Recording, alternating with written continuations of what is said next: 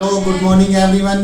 मैं निदान speech and hearing centre से बात कर रहा हूँ। आज हमारे जो विजिट है वो देवबंद वाले सेंटर पे है और हमारा सेंटर बहुत अच्छा चल रहा है और यहाँ पे काफ़ी बच्चे आ रहे हैं और इम्प्रूवमेंट भी आ रहा है काफ़ी। और बच्चों के जो पेरेंट्स से बातें हो रही हैं, बच्चों के जो पेरेंट्स से बात कर रहे हैं तो बच्चों के पेरेंट्स बोल रहे हैं कि नहीं सर इम्प्रूवमेंट आ रहा है और काफ़ी इम्प्रूवमेंट आ रहा है। अभी तैमूर के पापा से भी बात हुई मेरी, उनसे काफ़ी बच्चे में अभी काफ़ी इम्प्रूवमेंट आया है, काफ़ी चेंजेस आए हैं। और अभी छोटू के पापा से बात हुई थी, छोटू के पापा भी बोल रहे थे नहीं सर पहले से काफ़ी इम्प्रूवमेंट आ रहा है। और हमारे पास मतलब इस तरह के काफ़ी सारे बच्चे आ रहे हैं तो उनसे काफ़ी सारी बातें हो रही हैं तो बोल रहे हैं कि नहीं सर पहले से इम्प्रूवमेंट है हमारे बच्चे में। और मैं आप लोगों को बताना चाहूँगा कि हम यहाँ पे किस किस तरह से एक्टिविटी करते हैं, किस किस तरह की एक्सरसाइज कराते हैं बच्चों को।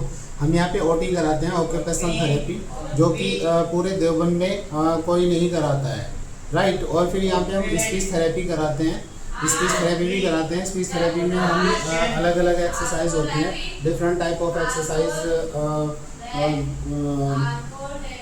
उसमें हम यूज़ करते हैं। Different type of exercise like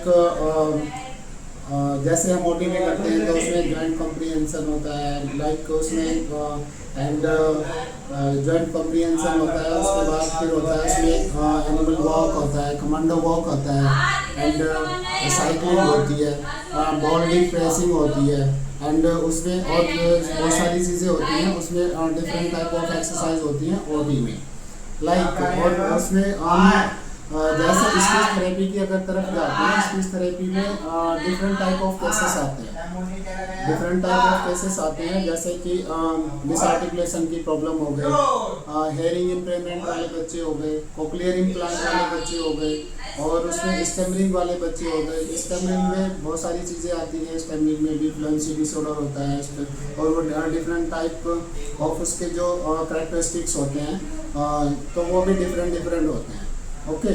और एक्चुअली क्या होता है कि जब हम एक टॉपिक के ऊपर काम कर रहे हैं, जैसे मैंने अभी एक टॉपिक लिया है मिस आर्टिकुलेशन, तो मिस आर्टिकुलेशन बच्चे का कैसे ठीक कर सकते हैं। तो उसके लिए हम लोगों ने अभी क्या करना शुरू किया है कि एक एक लेटर को लेके जितने भी हमारे जो लेटर्स हैं उनको हम क्लियर करा रहे हैं। तो उस लेटर को हमें कैसे क्लियर करना है उसको हमने अभी लास्ट जो हमने वीडियो अपलोड की थी उसमें आया था। अभी हमने जो स्टार्ट किया था बा को आप लोगों को बताया था कि बा को हम कैसे बोल सकते हैं, राइट। और आज हम बात करेंगे, आज हम जिस लेटर की बात करेंगे वो लेटर आता है भा। नेक्स्ट लेटर आएगा भा, ठीक है। भा को हम कैसे बोल सकते हैं, जब हम भा बोलते हैं तो भा को हमें कैसे बोलना है।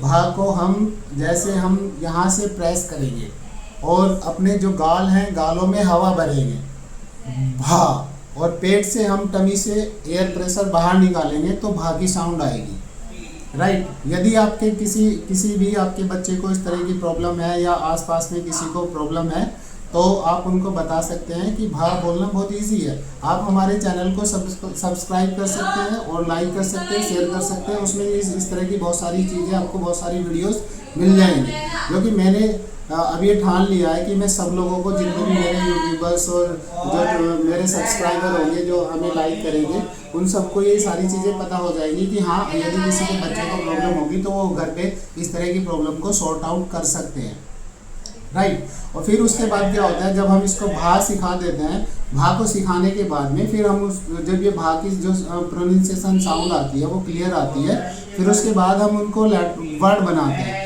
वर्ड बनाने के बाद फिर हम क्या करते हैं, जब हम वर्ड बनाते हैं तो उसको फिर सेंटेंस में यूज़ करते हैं। जब सेंटेंस में यूज़ करेंगे तो आपका बच्चा बिल्कुल नॉर्मल हो जाएगा, दैट्स इट, ओके। फिर अब हम आगे की आपको दिखाते हैं कि हम बच्चों को यहाँ पे जो ऑटिज्म के बच्चे हमारे पास आते हैं हम उन बच्चों को क्या क्या एक्टिविटीज़ कराते हैं, ठीक है। अब हम जो हमारे पास बच्चे आते हैं, अभी हमारे पास ये तैमूर आया हुआ है। अब तैमूर को हम देखो क्या करा रहे हैं। तैमूर को जो हम एक्टिविटी करा रहे हैं ये हमारा अंदर का सेटअप है, मैडम जो हमारे अंदर का सेटअप है, ये हमारे अंदर का सेटअप बना हुआ है, ओके। तो अंदर का जो सेटअप है इस तरह से हमने उसको डिज़ाइन किया हुआ है ताकि बच्चों को काफ़ी सारी चीज़ें यहाँ पे सीखने को मिले। इससे भी हम ओटी करा सकते हैं, ये स्लाइडिंग है, स्लाइडिंग से भी ओटी करा सकते हैं।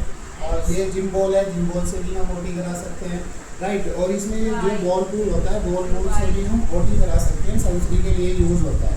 ओके, तो आप लोगों को जानकारी होना बहुत ज़रूरी है, you are educated person, but ये होता है कि जितने भी जो स्पीच थेरेपिस्ट है या आपके नियर बाय जो ऑटिस्ट होंगे उनको ये शायद जानकारी ना हो कि किस चीज़ से क्या बेनिफिट मिलता है, जो सेंसरी के लिए हम क्या यूज़ करते हैं और सेंसरी के लिए और बच्चों में इम्प्रूवमेंट कैसे ला सकते हैं, कैसे नहीं ला सकते हैं। ठीक है, और अब चलते हैं आगे। अब हम बच्चे को ये एक्टिविटी करा रही है मैम, और ये सर हैं, तो बच्चों को क्या करा रहे हैं आज? बच्चों को ये करा रहे हैं कि ये हैंड आई कोऑर्डिनेशन की एक्टिविटी करा रहे हैं। He is a autism child but he is a normal and now. ये पहले से अभी नॉर्मल है। पहले क्या था, ये लास्ट 1 ईयर हमारे पास जो आया था, तो इसको बहुत ज़्यादा इसके सामने प्रॉब्लम्स थी। जो ऑटिज्म के थे वो पूरे फुल जो इसमें थे कैरेक्टरिस्टिक्स वो पूरे फुल थे। लेकिन अभी क्या कर रहे हैं, अभी हैंड आई कोऑर्डिनेशन की एक्टिविटी हो रही है एंड उसके साथ साथ स्पीच की एक्टिविटी हो रही है, राइट। और उसमें जब हम हैंड आई कोऑर्डिनेशन कराते हैं तो बच्चों को बहुत सारी चीज़ों का उसमें बेनिफिट मिलता है, लाइक जैसे सेल्फ से खाना खाना, ठीक, और जैसे कि बच्चे को आइडेंटिफिकेशन होना, he can easily recognize different colors and different colors and different letters easily and building block activities। तो इस तरह की जो एक्टिविटीज़ होती है वो हम यहाँ पे कराते हैं। तो बच्चों को क्या होता है, बच्चों को उस चीज़ के लिए फिर जो एजुकेशन होती है, एजुकेशन में फिर बच्चों को हेल्प मिलती है। इससे बच्चों को एजुकेशन में हेल्प मिलेगी, तो जब एजुकेशन में हेल्प मिलेगी तो बच्चा ही कैन गो